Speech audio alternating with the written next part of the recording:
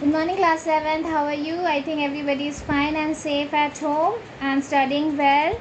Girls, whatever the question in the question are, you have asked about that what will be the portion of your examination. Girls, whatever have been taught to you, girls, go through that chapters carefully.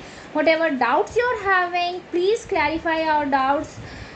Whatever chapter has been over, go through that chapter, learn the question answer, one word, fill up the blanks, true and false, everything. Practice your number systems. Girls, if you're having a problem in the number systems, you are free to ask in the comment box that wherever you're having any doubt in number systems. It is not so that if it is finished once, I will not explain it again. If you're having doubt in number system, you are free to ask to me so that I can explain again that chapter. Okay, if you're having any doubt. If you're not having, it's okay, but if you're having any doubts, then please ask the question. Please comment on the comment box for the any query if you are having about that. Okay, and girls, please be very serious to your studies. You're not going to the chapters, you're not studying well. I think so you're not going through the videos also. Okay, so girls, please and please go through the videos very carefully. Listen the videos whatever I am teaching to you. Okay, queries are not coming, it means you are understanding the chapter.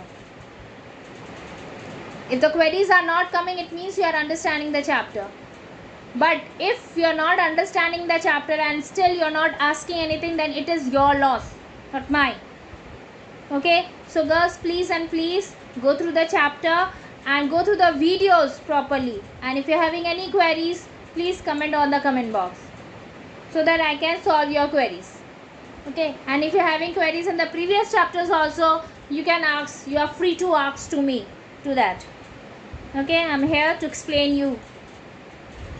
Clear? So, coming to our chapter, I told you about the in the previous video I told you about the spamming and phishing.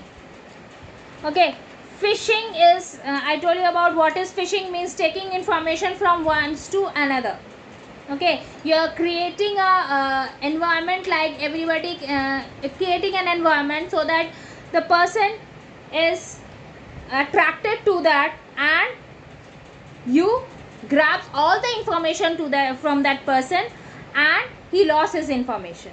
मतलब जैसे हम fishing करने time net का इस्तेमाल करते हैं fish को पकड़ने के लिए और फिश उसमें फंस जाती है और हम सारे फिश को उसी तरह ले लेते हैं, वैसे ही किसी भी इंफॉर्मेशन को लेने के लिए हम वैसा ही एक जाल बिछाते हैं ताकि जो यूज़र है वो अट्रैक्ट हो जाए वैसा स्कीम देख के और उस जाल में फंस जाए ताकि हम उसका सारा इन्फॉर्मेशन स्टील कर सके. इसको फिशिंग कहते हैं. और स्पैमिंग क्या होता है?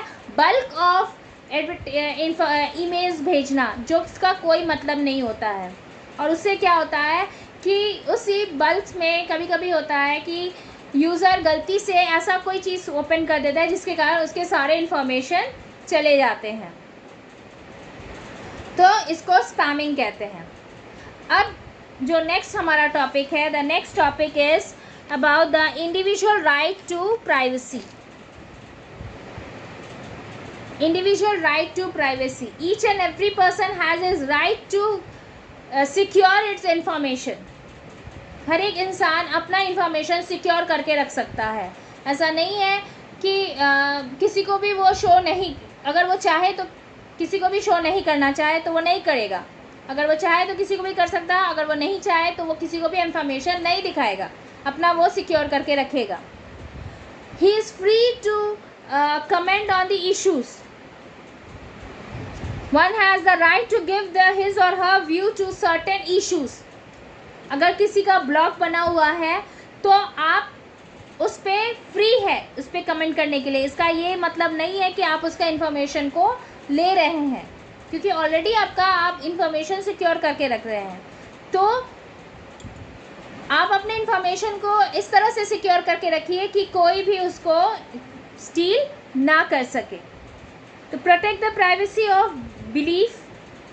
बिलीफ के आधार पे भी आप ये काम कर सकते हैं. अगर आप किसी पे विश्वास करते हैं, मान लीजिए आप उस पर विश्वास करते हैं तो आप उसको अपना इन्फॉर्मेशन दे सकते हैं, लेकिन अगर आप उस पर विश्वास नहीं करते हैं तो आप उसको अपना इन्फॉर्मेशन नहीं शो करोगे। बिलीफ पे भी बहुत कुछ होता है, बिलीफ पे भी सिक्योर हम रह सकते हैं। अगर हम किसी पे विश्वास करते हैं, if we believe somebody then we are free to give the information to the other person, but if we doesn't believe him then him or her then will not enclose the information. Protect privacy against unreasonable research, जिसका कोई reason नहीं है उस पर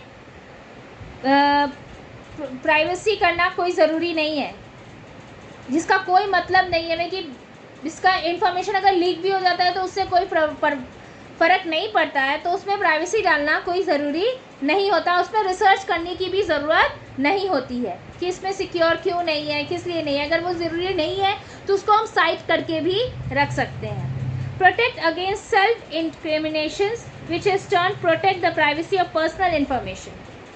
crime से बचिए, crime से जिसका मतलब ऐसा अगर किसी तरह का लगे कि हाँ इस तरह से क्राइम हो सकता है तो उस फील्ड में जाने से अपने आप को बचाइए और अपने इंफॉर्मेशन को सही तरह से रखिए। जो सही नहीं लगे उस काम को नहीं करना चाहिए, ठीक है। तो there are various kind of surveillance available through the which we can gain the personal information without harming the personal privacy information. बहुत जगह सर्विलेंस होता है जिसके द्वारा भी बहुत लोगों के बारे में हमें पता चल जाता है, जिससे क्या होता है हम उसके प्राइवेसी को हार्म किए बगैर ही उसके बारे में सब कुछ पता कर सकते हैं। कोई ज़रूरी नहीं है कि उसके इन्फॉर्मेशन को स्टील करके ही हम उसके बारे में पता कर सकते हैं।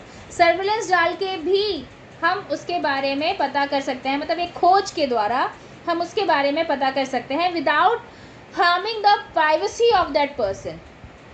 Without harming the privacy of that person, we can give a surveillance to search about that person.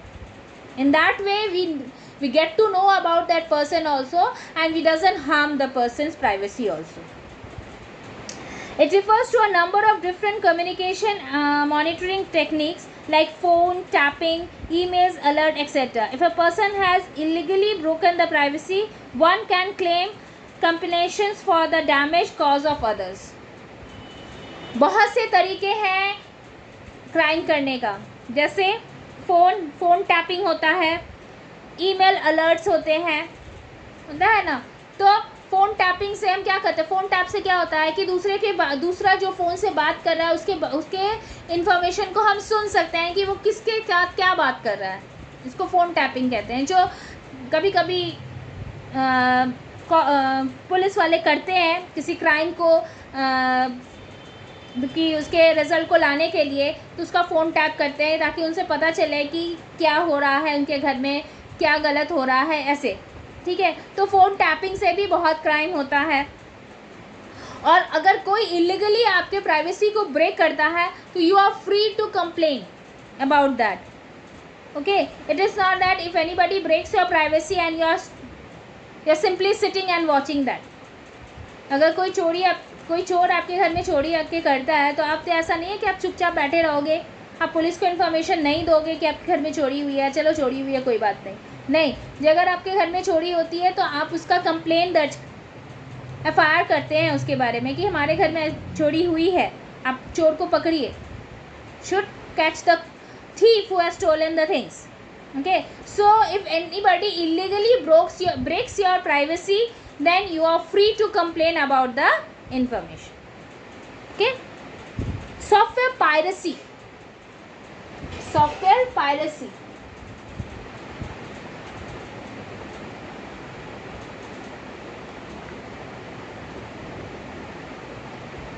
ये ऐसा चीज़ है जो इलीगली कोई नेट से कॉपी करता है, जिसके बारे में अभी तक लॉन्च नहीं हुआ है, ठीक है। It is an illegal practice of copying something, distributing or using the software without any permission. किसी के विदाउट परमिशन से जब हम कोई चीज़ इलीगली उसको मार्केट में ले आते हैं तो इसको पायरेसी कहते हैं। मान लो कोई मूवी अभी लॉन्च ही नहीं हुआ है और उसका कहीं से उसने कॉपी करके एक फिल्म बना के सीडी में करके वो बेचना शुरू कर दिया कि चलो ये नए फिल्म के कॉपीज़ आ गए हैं, तो इसको पायरेसी कहते हैं, क्योंकि वो फिल्म अभी तक लॉन्च हुआ ही नहीं है और उसकी सीडी मार्केट में आ गई है, तो उसको पायरेसी कहते हैं. According to the Business Software Alliances, about 36% software is current use is stolen. For example, if a person makes a copy of the software or program without any permission, it comes under the piracy.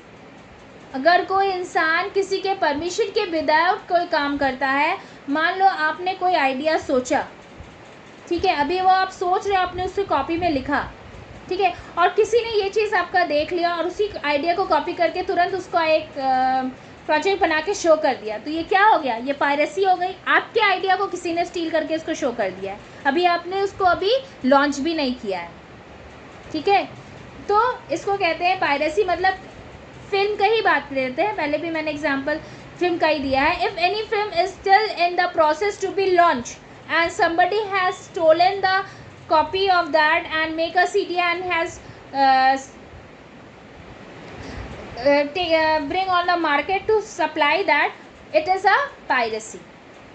मतलब एक film अभी तक वो launch नहीं हुआ है और उसकी कॉपी आ गई है और मार्केट में आ गई है और सब ने लेना शुरू कर दिया कि चलो इसका ओरिजिनल कॉपी आ गया, तो ये ओरिजिनल नहीं है, वो पायरेसी है. तो इससे हम कैसे बचेंगे?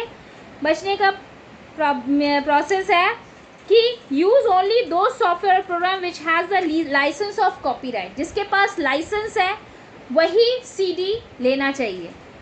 कोई भी पायरेट जब अगर वो लॉन्च हो गया है और उसके पास उसका लाइसेंस है तो उसी सॉफ्टवेयर को हमें परचेज करना चाहिए. With the software which has a licence then only we can purchase that software. And one thing more, awareness. We should aware more and more people about that if the process, if you know about any software which has been not launched but the CD is in the market, then don't buy that CD because that is the piracy CD. Okay, like this we can aware the people. First of all, we should purchase only that copyright which has a license, and secondly we should have a awareness camp so that we can aware the people about the piracy. ठीक है, समझ में आया? Next है intellectual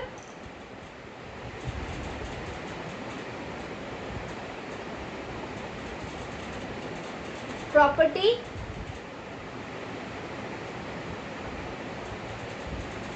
right. ये base होता है किसी कंपनी का. कंपनी का अपना एक कॉपीराइट होता है, एक ट्रेडमार्क होता है, एक पैटर्न होता है. फॉर एग्जाम्पल अमूल, डेफिनेशन इसका बता रहे हैं. It is a right given a person or company to share the owns plans idea freely on the internet. These rights includes copyright, patent and trademark. These rights are given by the court.